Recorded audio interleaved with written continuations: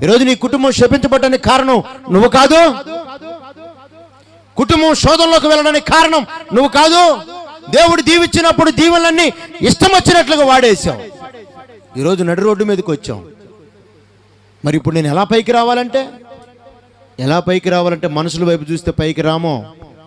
వెళ్ళు యాబ్బోకు రేవు దగ్గరికి వెళ్ళు, అక్కడ యేసయ్యను కలుసుకో, పశ్చాత్తాపడు, ప్రార్థన చెయ్యి, ఏడువు, ఉపవాసాలు ఉండు, దేవుని దగ్గర నీ హృదయాన్ని అంతా బద్దలు చేసుకొని కన్నీరు కాచు. పోగొట్టుకున్న దీవెనలని నీవు వెంబడించకపోతే మళ్ళీ నీ పేరు తిప్పి పెట్టుకోవాలా? ఆమేన్.